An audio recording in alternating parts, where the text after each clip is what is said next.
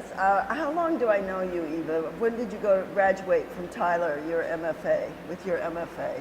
Well, I graduated in 2000.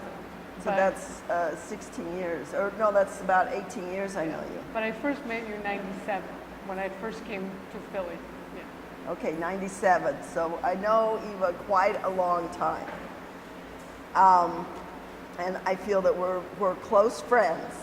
But when I look at her paintings, I feel there's a lot about Eva that I don't know. And I think its roots lie in the fact that she comes from Bulgaria. And I don't feel that she is an American painter. I feel that she is definitely a Bulgarian painter. And because I have never been to Bulgaria, I just spoke to a friend about 10 minutes ago that had been to Bulgaria this summer, and they said, oh, it's a wild place. And I bet it is, because I know Eva's paintings, and they're wild. But there are certain things that I recently read a quote by Philip Guston that made me think about Eva's paintings, and I'd like to read it to you.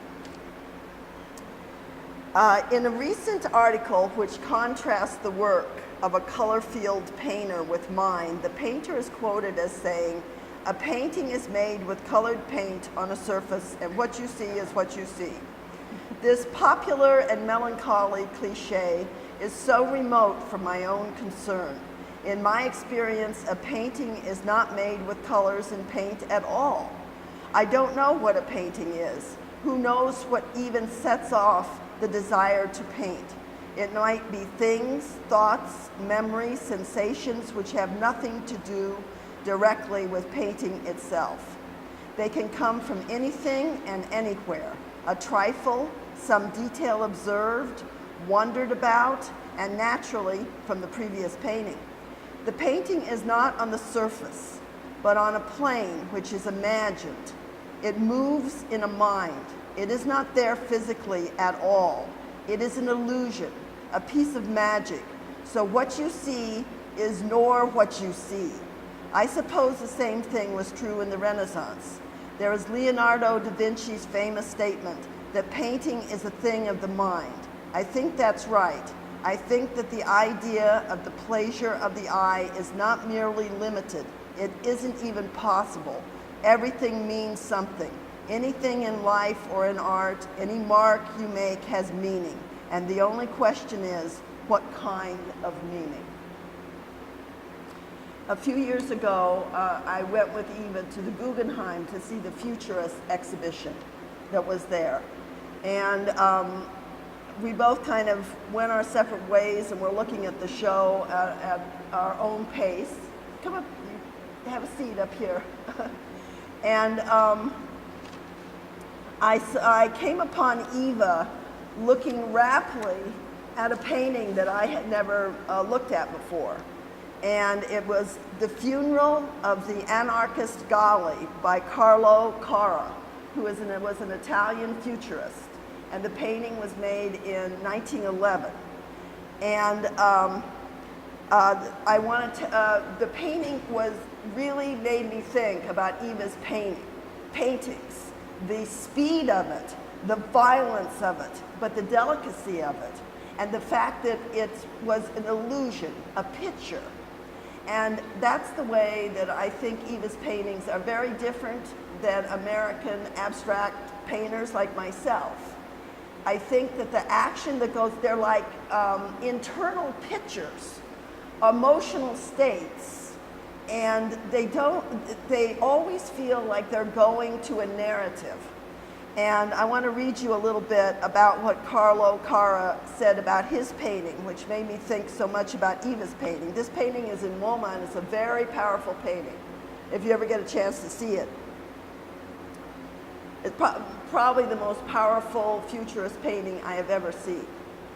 The Italian state feared that the funeral would become a de facto political demonstration and refused the mourning anarchists entrance to the cemetery itself. Later, Carra reflected in his memoir, "I saw before me the bier covered with red carnations, wavering dangerously on the shoulders of the pallbearers. I saw the horses becoming restive and the clubs and lances clashing, so it seemed to me that any moment the corpse would fall to the ground and be trampled by horses. And that last phrase, that just, I don't know, it made me think about you, Eva. It's like something she might have said about when she talks about what LA is like, or the violence and disarray of our world in general in every respect. And we talk about global warming, and you can't help, it's actually very appropriate that Eva's show would be on this horrendously hot day. It's totally appropriate. And I was talking to my dealer, Thomas Urban, about Eva's paintings before I came over here, and he had, I thought, some very interesting connections besides Cara. He said to him they were like Frank Stella, rambunctious, the freeness, the ambition, which I had never thought of your work that way before, but maybe the sculptures. Mm-hmm. And also he mentioned Roberto Matta in the spatial organization, and also the woman painter that I first discovered when I was in high school, Vera da Silva, Portuguese painter. And so your paintings, Eva, are to me full of mystery and excitement. I never get them. I don't know how you make them. And I really want to focus on how you make them. Because when I usually can figure out how a painting is made, but I cannot figure out how Eva's paintings are made. They're very mysterious to me. So I wanted to ask just a few specific questions. Number one, when you were a child, before you and your family came to the USA, you came when you were 14, is that right? Like 15 and a half, yeah. 15. Christmas of 1990. Okay. What art did you look at before you came to the USA? Did you go to museums as a child in Bulgaria? There were no museums. I mean, there was the old palace, and there was some not very good French paintings in there, but we didn't really go. There were murals because we went on field trips to important battlefields, and I remember, okay, so Bulgaria was under Turkish bondage for 500 years, and so much of our education was learning about history, and all the history seemed to be of bondage and betrayal, and also just like today. Yeah. But then on school trips, they'll take us to these monuments, and in the monument there were panoramic paintings, kind of social realist paintings of battles. And that's what I remember as a child, was these dynamic, reenactments of battles. But really it's more the images that came from reading over and over, like the poems about these famous battles. So there's the Battle of Shipka, where, I mean, it's a true story, but it was just maybe a group of 100 rebels who held this hill against this Turkish onslaught. And at the end, they were throwing dead bodies back at the Turkish soldiers, and they held this, so this, like, we know surrender. And I was just fascinated by just these images. Like, for example, during the Byzantine bondage, another bondage, there was it was a Byzantine, like a big battle with Byzantium, and what happened was the entire army was captured by the emperor, the Byzantine emperor, and he returned this Bulgarian army, where he gouged the eyes of all the soldiers, leaving one soldier per 1,000 soldiers with one eye to lead them through the mountains. So this, as a child, like, there were such brutal stories and poems, and yeah. So I feel like it was more my imagination, or my pictures were fed by literature and history than necessarily going to see, a painting. Except for, this kind of realist Russian, of partisans and yeah. But there was a lot of sculptures. Growing up, there's a lot of sculptures, and then there's the churches. I mean, under communism, there was no religion, and also Bulgarians tend to not be religious at all, but there are still Orthodox churches that are just covered with pictures. And it was a nice thing to go in, and my grandmother would go into these churches in the city and light a candle, and I didn't understand what the ritual meant or anything, but it was fascinating to look at this, of a story that had no connection to whatsoever, but it was this repetition of, So. Well, I feel like those stories are very, very, inform your paintings very, very strongly. That internal narrative that, now as an undergraduate, you studied philosophy at Goddard, is that right? Goucher, yeah. Okay. And is any of that studying, does that shape your paintings in any way? Because I feel that Iva's paintings are actually very intellectual. They don't look like intellectual paintings, because we here tend to think that intellectual paintings are kind of empty. But to me, there's some way that her compositions are created in her mind.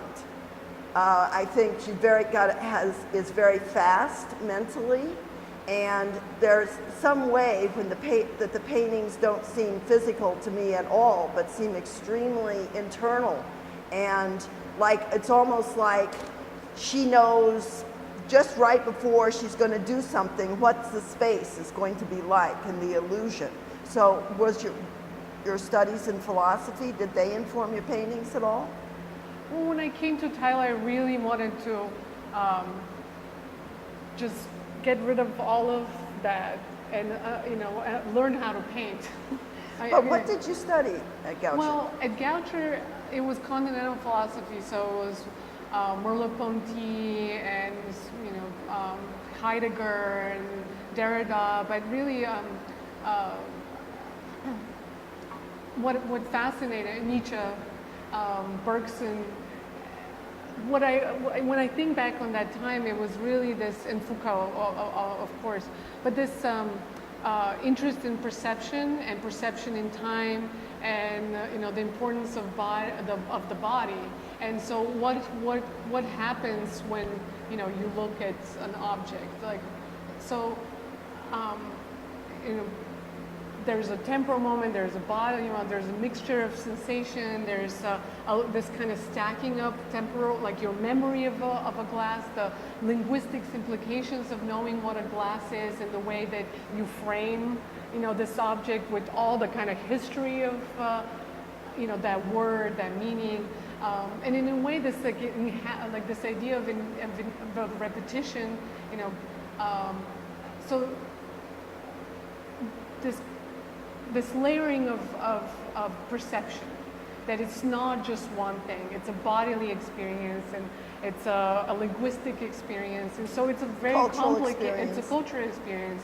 So, our relationship to the way we're sitting right now, there's a convention to this, there's an expectation, there's a space between us and the audience, and so all of these, it very much framed how I think. Also, it very much framed how, especially with Foucault, it framed how I think about power, or how I think about surveillance, and how I think about authority, and how I think about, the permeability and the complexity of power relationships, or, when you get to somebody like Deleuze, I'm simplifying a lot of these concepts, but non-hierarchical notions of power. And so I wrote my thesis on wonder, and I was on very wonder? on wonder, yeah. And wonder is you know, I know our Western experience, you think, you know, it's this fundamental, what is this? It's a linguistic experience, right? And it's also kind of, you know, tends to favor our more rational, you know, kind of scientific, and I find it a little violent. What is this? You know, so I was looking for ways to describe experience that we still embody that experience, but maybe we're not as sensitive to it, of greater openness, where, you know, it's much more about like sensation, it's more tentative, it's more, so anyways, my thesis was about that, but I remember, like, the more I moved from, you know, Greek philosophy and the pre-Socratics and into Heidegger, then eventually I started writing about Van Gogh, and then I finished my thesis. You know, I had my whatever thing, and I was going to go to a PhD program in philosophy, and I was sitting in my dorm room like, what am I doing? I can't do that. And somebody had told me that there's art schools in Philadelphia, so I literally drove to Philly because I realized, like, actually what I'm talking about, I've only experienced, you know, as a child or when I was in art school in Bulgaria, which was,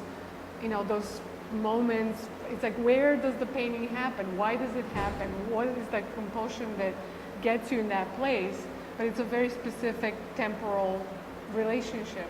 So I just wanted to go paint, and then I met you, and you said I should move to Philly, and I did. Well, I mean, I think that's extremely informative of your paintings, all of that philosophical background. I think it allows you to be actually, and also the fact that you're from another country, I think allows you to be to be kind of free of the hierarchies that have dominated American art since I've been young. It's very hierarchical, it's very masculine. And I mean, you know, the minimalists. And the minimalists, I don't know. And the thing of it is, I have always felt that your paintings were free of the hierarchies that have been very dominant in my own time. And just because you're from another country and you have that philosophical background when you're young, so you can think of things as constantly shifting, and there isn't such a hierarchy of good and bad art. And that really frees you to do a lot of very wild things physically with your paintings. I mean, how do you actually, let me look at my notes here and see if I was gonna, oh yeah, there's these internalized speeds. I don't like to sit in front of paintings. Yeah. I feel that painting should be free of a chair. Now we're tangled. Yeah, I mean, I just, you know, the detail, I mean, the detail in Iva's paintings is really remarkable. And even compared to a painter like Jackson Pollock, it's completely different because the compositions feel like they're splintered or literally flying apart as if a bomb sometimes just blew up. And I just wanted to know, how do you come up with these compositions, and how do you start the painting? Like a painting like this, how did you start it? Did you put down this stain, this blue stain first? Well, yeah, the paintings, I never have an idea of a painting, but it starts with a tool. Uh-huh. So what's the tool? Well, in this case, like, each painting has its own like beginning, but this one was like this big brush, and what I had done in another painting, but I couldn't remember how it happened, was that I realized that if you squirt the canvas and then you run the brush literally creates like this image of where the squirts were. So it almost looks like a photogram, or this weird way in which the pigment. You mean like right there, that dark blue spot right there? No, right here. Oh, okay. So you can see the drips, but that's not paint. That's water. But when you run the brush across it, Okay. it's almost like magic. It reveals like this activity of the water, and I mean these paintings are very much about my relationship to the desert, but also my obsession with water. Like, you know, water rights and water use and how you use water and what you do with water and how it flows. I mean, that's such a part of, you know, California, like Southern California. Before you get off Yeah. on that, No, you sure. cover the whole canvas with those squirts and with that tool? It was just really fun, like to, you know, squirt water in my studio and like the sound of it. And then I had my big brush and I was just. But then I realized, like, as I was moving across back and forth, you know, making those squirts visible, it felt very meditative. And then it started to look like water. And I really wanted to sit at the water. But sometimes there's a lot of stuff in my studio. So I had drawn this figure, and usually in my paintings the figures. Was that what came after the water, the figure? No, she came like, I'm not sure, but kind of around the same time. But I just drew her, painted her, colored her in literally, and I pinned her to the wall. So it was this almost like a flag, and Matt came in, my husband. He was like, "Is this like the flag for your little desert trailer? What is it?" You know, it's like the Iva flag. And I was like, huh.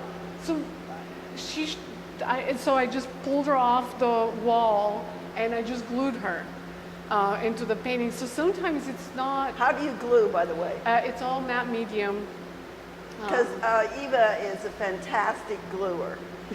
And that really is a big deal. If you use collage, I mean, for instance, Birchfield is a fantastic gluer. He'll do, you know, the moth in the Milky Way. It's all made of little pieces of paper like this, but you don't really see that unless you get up really close. The way you glue everything about a painting is the painting, but it's not separate from her studying philosophy or coming from Bulgaria, and that's the mystery of painting. How she glues has to do with the fact that she's studying philosophy. Well, gluing it's a big part of what I do. Cutting is a big part of what I do. What do you cut with? The scissors? Well, it started out with cutting with an X-Acto knife because it felt very, very much like drawing. But then as my arm started getting stronger after the years of chronic pain, I was able to actually hold scissors. And that's how I learned to draw, really. I was in a collage program in 2nd grade, and I made these elaborate collages of underwater scenes, and I never made preliminary drawings. Now we're getting some information. Well, my 2nd grade teacher, she still has those collages in her classroom, which is really crazy. No. Yeah. But it was all cutting with the scissors, and it was octopuses, and you know. Anyways, so there, this cutting and gluing. They're just these different. You think different activities, but they're the same as like working with the brush. But there's something liberating for me, and I think that's where the sculptures came about. Was this, you know, with painting, it's all about like adding, and I've always wanted to remove things. I've always wanted to, you know, open up spaces. So, for example, you know, Thomas Urban mentioned like Roberto Mata. I didn't see his paintings much until much later. But his son, like Gordon Mata Clark, was one of the, you know, most revelatory sort of art experiences of sort of my young like life as an art student was coming across those videos and seeing, I mean, those films and the cut houses and like I've always wanted to. I mean, it just made so much sense to me. And my grandfather was a structural engineer, so I spent a lot of times on like construction sites, but massive like dams. And so this, you know, seeing architecture in terms of, you know, these layers and pieces. And anyways, so I'm going on a tangent. So anyways, with the paintings, I don't know how they grow. But there is that moment, like there's moments when I recognize the necessity of something. So, you know, she got glued in there, and then, you know, this piece had to go in relationship to That's a her. very important part of the It's composition. a very important part of the that composition. really lifts the whole composition from the bottom Yeah, and but flies it those up. guys destroyed all of the beautiful space that I had created. I mean, to begin with, the painting was really quite nice to look at, as in terms of, you know, the illusion. Yeah, like yeah. this. So I feel like it's that constant, you know, creating illusion and destroying the illusion, and creating it back, and then, you know, compromising it again.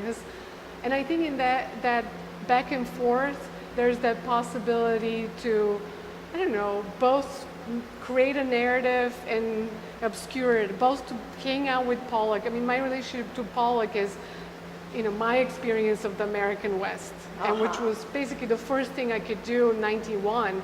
I drove all the way to the ocean when my poor parents had no idea what I did, but they let me do it until I crashed my car in San Francisco.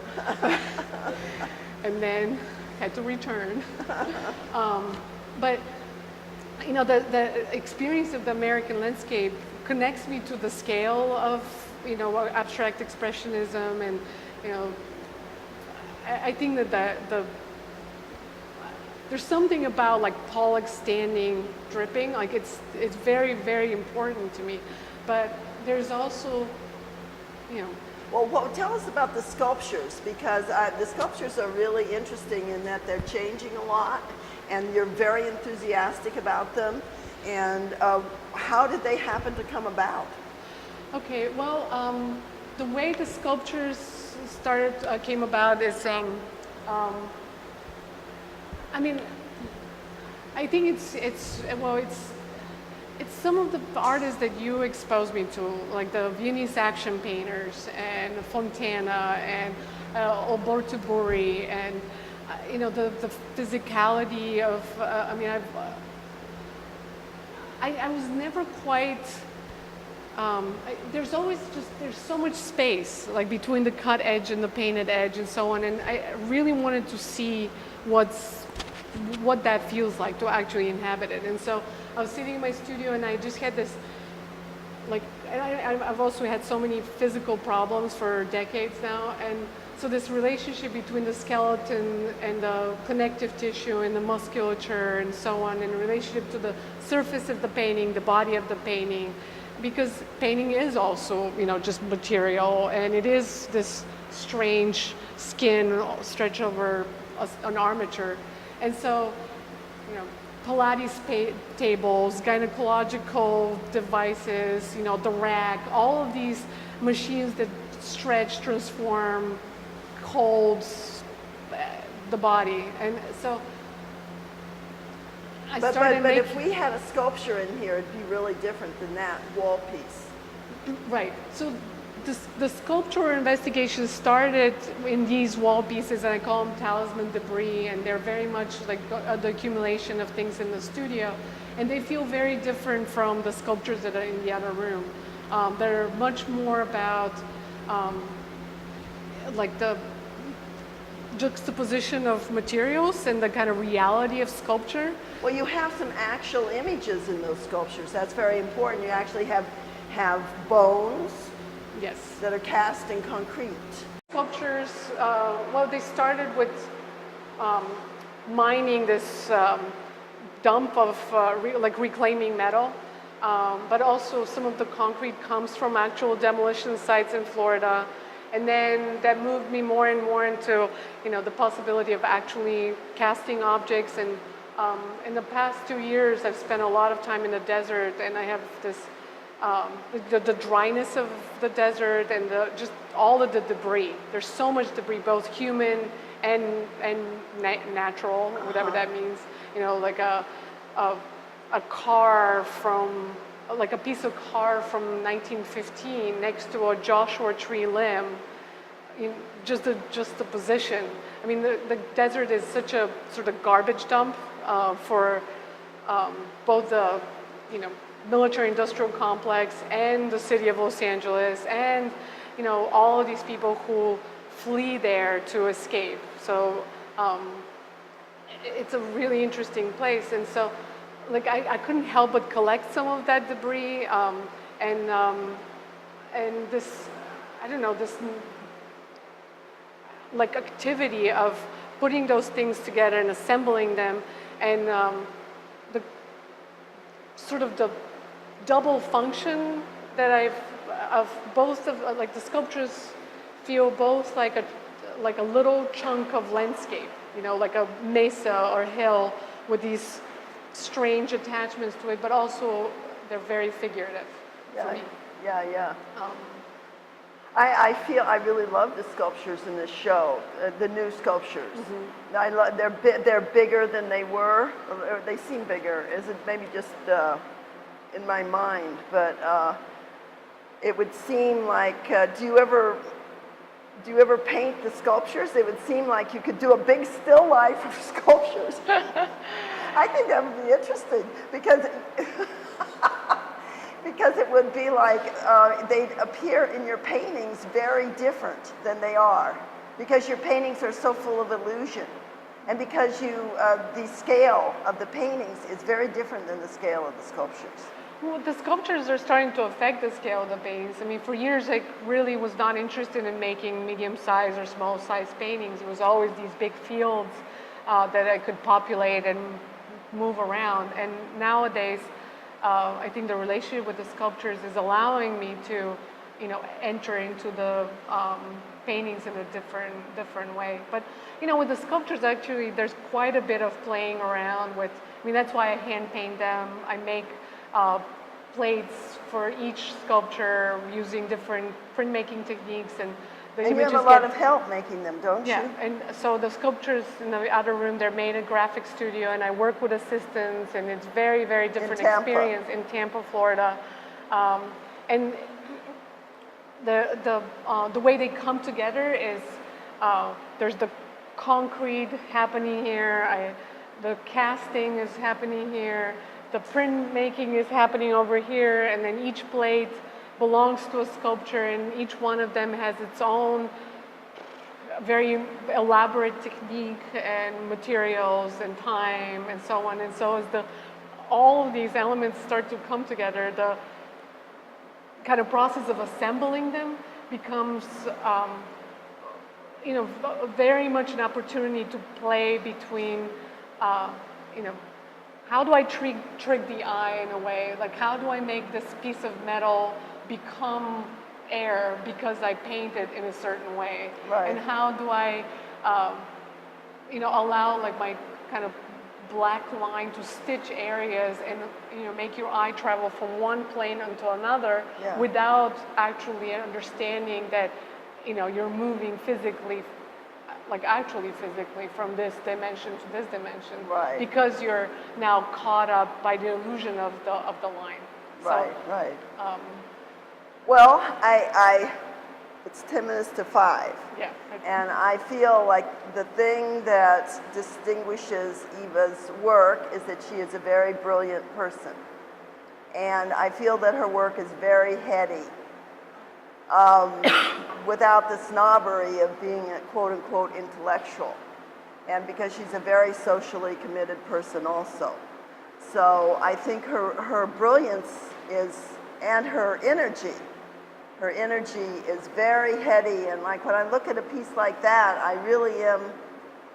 I still, with all of this explanation, I still can't imagine her making it. And that's like, you know, does she work really fast? Or she must work really fast because you do a lot of work. But I'm always like, that's very mysterious, how fast you must work. Well, I feel like my decisions are fast, but actually the actual labor, because I have to pace my body to such an extent that it's actually pretty slow and requires a lot of, you know. So the speed the speed that I see in the work is a mental speed. That's a mental speed, and that to me is what distinguishes Iva's work very, very particularly as different than anyone's work I know, is the mental speed that goes on in it. Maybe they'd like to ask some questions.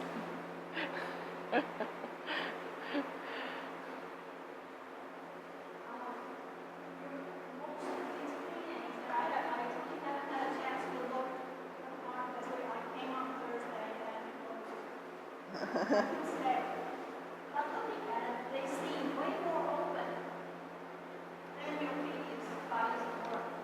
I still see the beginnings of the paintings because I've seen the beginnings of paintings in your studio, which are planes of the texture or flat color.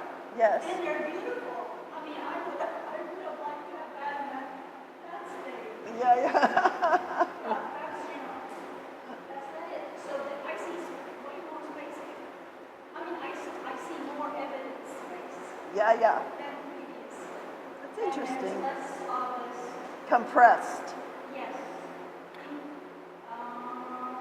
massive intensity. Massive intensity, you said? Yeah, in the previous ones, they're just I haven't heard early painting of birds, which is not so just bombarding you with stuff, and they really got to be quiet. But this one, these are More open. selectively intense. Yeah.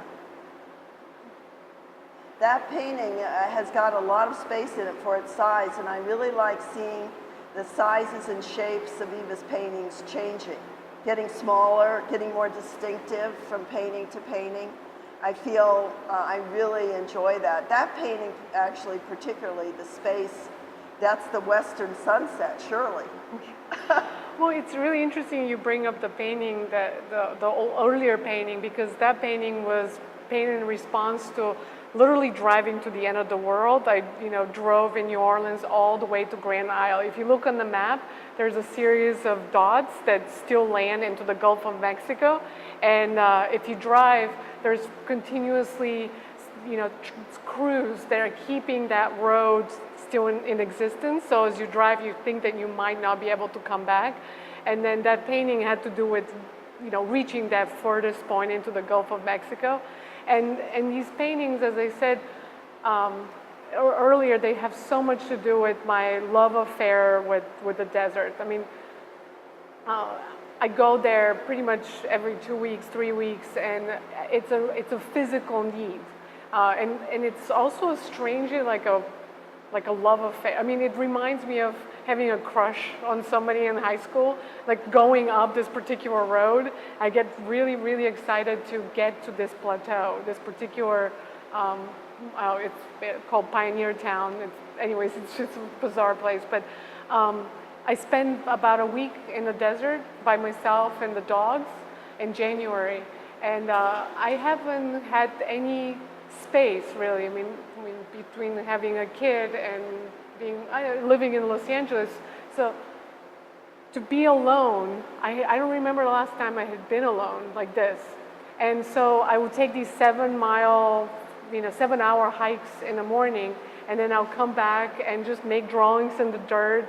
And what I realized was how noisy is in my head. So walking, and it really was coming to New York and seeing this painting that I realized that it's very much just a portrait of that experience, of like walking off into the desert all alone with my 2 dogs, and the kind of shedding of images, of like fragments, but also recognizing as you walk for a long time alone, you start to notice, or you want to notice companions.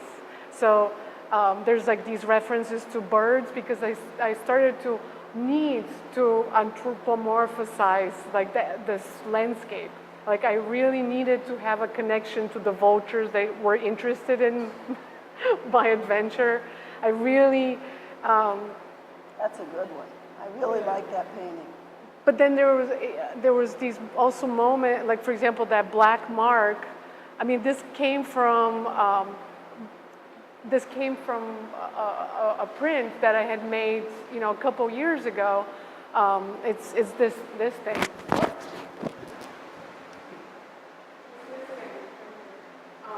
But on my walks, I kept getting to. I kept getting to this one particular point, which kind of marked for me that moment where it's like, okay, if I really, really far. Like I really don't have enough water. I'm really, really far, and I'm really alone. And it was a dead Joshua tree that was burned, completely burned. There was like this blackened toga in the middle of this valley. And so I kept getting to that point, and every day I was willing to extend my passage to the other side, like past this like moment of, you know, I guess comfort of some sort. Or, yeah, so, yeah. Anyways.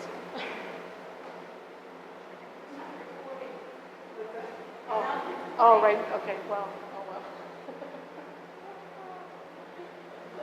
I just want to point out that the collage elements are on very fine linen.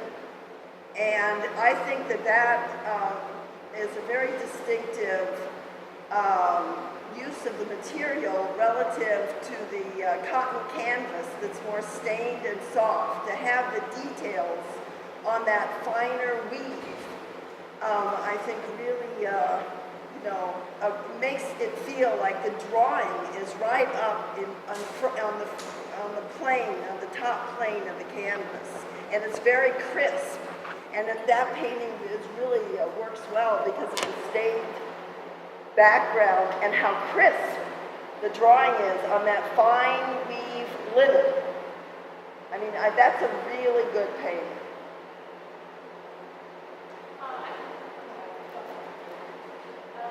Question about your influence of colors, because this specifically reminds me of the cutouts of Matisse was in MoMA, which was yellow and very like sharp and beautiful colors, combination of the yellow and the green, all of that reminds me of Matisse a lot. So I was wondering, yeah, what's the influence? No, that's really interesting because for whatever reason, like I've been thinking about Matisse a lot, and it was never. I mean, he's a very important artist, but in the past few years, I think it's 2 years ago, I came to New York to see the Matisse cutout show, and I came with my son, and it was impossible. He was 5, and he just talked on me and refused and said it was stupid. So I really didn't see the show, but I think it left the kind of flatness and the clarity of the color. So yeah, the color is very intuitive. It's very, very intuitive, and it's never really like a decision necessarily. It's I start mixing colors, and so for example, like this big red painting. I just make this red, and this particular red, I don't know, it just turned into this large stroke, and then that was sort of the beginning of there, one stroke goes this way and another one this way, and all of a sudden I had this feeling of, it looked like the front of a ship, like why is it red? And I was like, it's a shipwreck in the desert. So yeah, and then once like I had this association, then I recognized the things that I was doing in the top, like with the browns and so on, were very much a reference. It was not a superficial connection. That's what I'm trying to say. It's not was like, oh no, I have an idea. I'm going to make a painting about a shipwreck in the desert. It was more like recognizing why that dusty, dirty brown. Up in the upper right. So it's this, yeah, very. Yeah, the painting communicates for me on a universal level. How do you feel about what she said, the painting is very, Very what? Bulgarian. Bulgarian? Yeah. Oh, yeah. Well, I think that like art comes from like a specific place, and I think that it's not about identity. It's more like, the food that you ate, like a familiarity with. I mean, I live in California, so everybody's like really nutty about like microbiotic and like you have to eat food that's near you because it has the same bacteria. What do we know? Like, to what extent is like my memory both, or my sense of way of inhabiting the world is kind of a layering of previous generations, of previous traumas, of previous. I mean, sometimes I don't know. Everyone has these moments where all of a sudden you're attracted to something and you don't understand, clearly why you're feeling, a connection to a color, to a type of food, or another human being. I mean, like, I do think that or why do you have an emotional response that surprises you to like a situation? So I don't really believe, like these fixed identities or like a Bulgarian identity, but I do think that, there was a certain relationship to growing up, and I think that's why I ended up in LA. Sofia is situated in a valley surrounded by huge mountains. And it's horrible smog. So my mom always took us on the gondola up to the top of the mountains, and it was like for breathing. And we were just on weekends, like we'd go to breathe up in the top of the mountain. And then you look down and the city doesn't exist because there's just this blanket of brown. So that relationship to mountains, that relationship to, seeing things from different perspectives and how that changes your, there was a lot of Bulgarians who had never been in the mountains. So, anyways. I was also going to ask you about your palette, because I don't think so much about the teas, but I remind you frequently of like Chagall or Kandinsky and the way that you use those kind of spectral colors. And I was thinking about your Donna, your reference to her Eastern European roots, and it does also make me think of Chagall and Kandinsky. And like growing up Jewish, I was exposed to a lot of Chagall, and so for me, your paintings just connect with that personal history, but like your process and the way that you deconstruct space and like your many art historical references and layers feels very contemporary, but simultaneously I do feel these are very strong Eastern European roots in your Chagall, I didn't think of Chagall. The twirling around in figures and stuff like that. Well, I didn't know anything about Chagall until I came to the States. But thinking, like remembering like the illustrations in children's books, there's a lot of like Russian, I grew up with a lot of like Russian illustrators, depictions of like the Brothers Grimm stories. And this, whimsical, magical, multiple narratives in the same, page. It makes. And also that like inky, like, illustrated line. I think that there's it refers to a very specific time and culture, which I can see full into. I mean, there's the color, like there's a color is what I really don't like. I don't quite understand because I don't even understand my own sort of choices. And sometimes, like I step back, I'm like, okay, I remember, art color theory. Like this should not be okay, but it's working. But the black line, speaking of the Bulgarian thing that I didn't mention was there was a newspaper called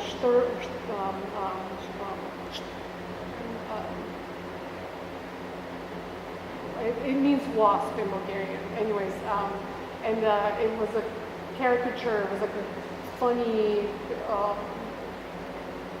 newspaper, but it was mostly drawings. So mostly caricatures kind of commenting on the political situation, and I love those drawings. So when I came to Tyler and I started learning who Guston was, I didn't know, but then I got super into George Perriman, and I got very interested in, you know, how black defines, you know, a form, and how you can, you know, like construct very complex space and of senses of motion through the back line. So I feel like that period at Tyler was very much like an exposure, my first exposure to futurism, my first exposure to, you know, more performative kind of work like Fontana, you know, that really made sense to me.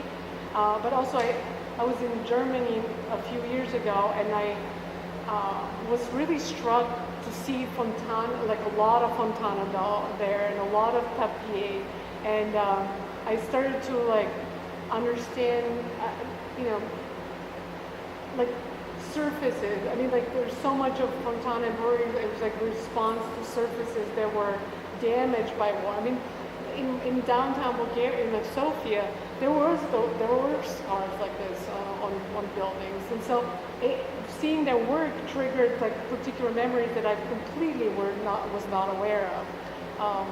But what you were saying about like this Eastern Europeanness, I mean, you know, even though I grew up in the city, there's something about red, and it was only recently I was like, why do I always have this red thing of, like, red is such an important color?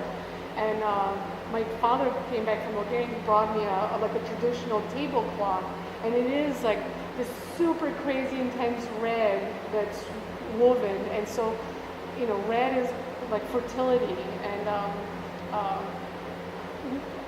which I'm just going to quickly say that because I know it's a lot of time, but I think more and more I'm recognizing things that I do in the work that is connected to Bulgaria. So, for example, as I was making these sculptures, and you know, there's a very strong relationship to, like, you know, sound, and I remember there are different rituals. There were a lot of pagan rituals when I was growing up. That so we made in springtime these constructions out of branches, and I love. So in February you take a branch and then you bend in these circles, and then you decorate this thing with like different colors of thread, Like your sculptures. and you know, popcorn, and it's about fertility. So so you do this in the dead of winter, and it's just, you know, dried fruit, and you make these garlands around this thing, and then you hit people in the back, and you do this like chant kind of thing, but that is connected to another thing that happens in villages, and there are these kukeri. There are these creatures like covered in bells. They look a little bit like Nick Cave's sculptures, very much actually, and they have different skins of animals, and they go from village to village, and they you hit them with this, but it's about this weird tradition of bringing absolute cacophony into the world, like noise and dancing, and so it's like bringing the absurd in order to make room for something to actually grow, such as like a plant in springtime. So this, yeah, I find it really fascinating. It's so informative of your work, the stories.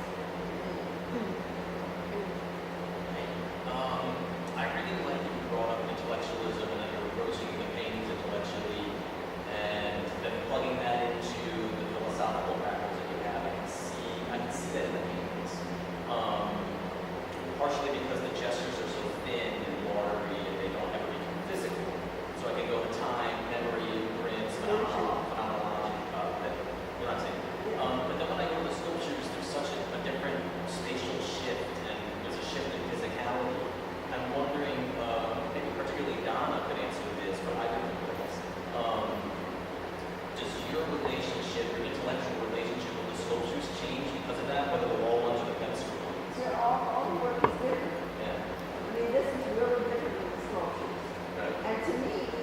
The sculptures are kind of interesting, and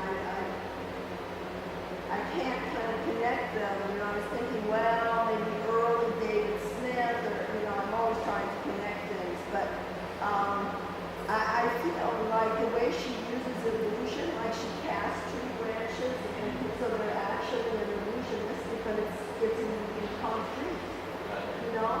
I mean, there are some support surfaces, sculptures that would have actually used the tree branch, but she doesn't. She casts it in concrete. So to me, there's an element of illusion, kind of like Picasso's absinthe glass or something, you know? There's even in how, they're never that physical. She works, they're physical, they're in space, you'd think they'd be really physical, but they're actually not. They're quite mental. That's what's interesting about the sculptures. And kind of faintly disturbing. But that's what makes them actually very, kind of unique and original, the sculptures. I mean, I'm really interested in the sculptures. You went through the gold sculpture. What's that? First series of concrete sculptures. That, Much bigger than this before this show.